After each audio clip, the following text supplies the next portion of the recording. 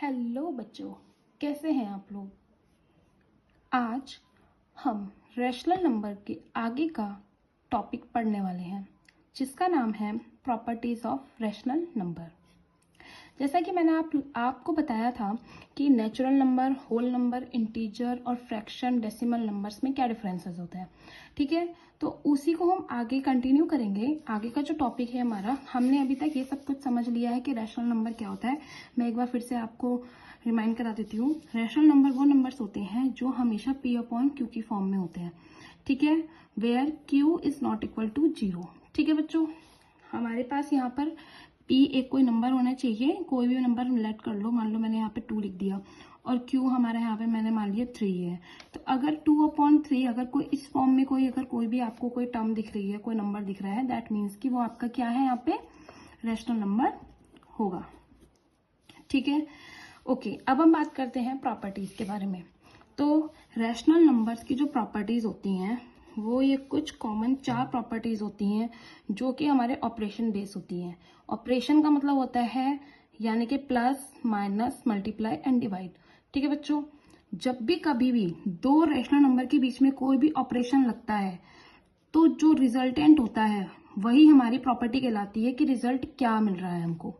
ठीक है बच्चों, जैसे कि हमारी जो ये फर्स्ट प्रॉपर्टी है वो है जब भी हम एक रैशनल नंबर को दूसरे रैशनल नंबर से जब हम ऐड करते हैं तो हमको एक रैशनल नंबर ही मिलता है।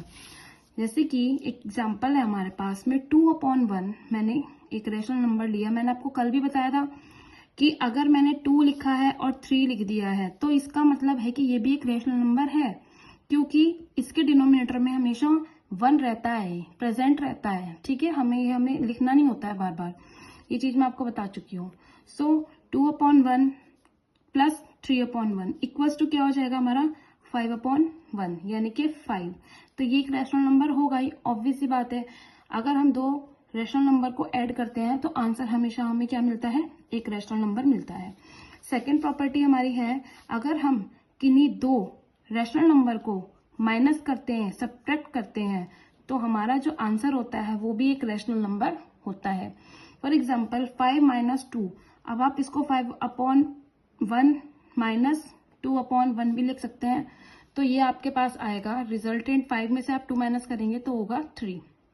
डिनोमिनेटर में 1 ऑलवेज प्रेजेंट रहता है, तो ये बार बार मैं आपको बता रही हूँ जिससे कि आपको याद हो जाए। ठीक है, थर्ड इज जब भी दो रैशनल नंबर को हम लोग मल्टीप्लाई करते हैं तो हमें एक रैशनल नंबर ही मिलता है। ठीक है बच्चों, जैसे कि मैंने एक रैशनल नंबर लिया 5, दूसरा रैशनल नंबर लिया मैंने 2, हमने क्या करा, इन दोनों की मल्टीप्लाई करी तो हमें आंसर क्या मिला 10, जो कि क्या है, एक रैशनल नंबर है। ओके बच्चों, नेक्स्ट प्रॉपर्टी जो है हमारी वो है डिवाइड की।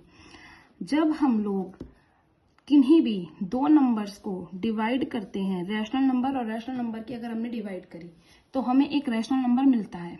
ठीक है, लेकिन यहाँ पर एक कंडीशन है, डिनोमिनेटर में कभी भी 0 नहीं होना चाहिए। जैसे कि मैंने अगर लिखा 3/0 तो ये क्या होगा, ये रैशनल नंबर नहीं देगा हमको, ये क्या हो जाएगा हमारा नॉट डिफाइन हो जाएगा। ये मैं आपको पहले भी बता चुकी हूँ। हमारे पास डिवाइड में सिर्फ एक ही कंडीशन होती है, वो ये होती है कि जो 0 होता है वो डिनोमिनेटर में कभी भी नहीं होना चाहिए। ठीक है बच्चों, अब कुछ थोड़े से स्पेशल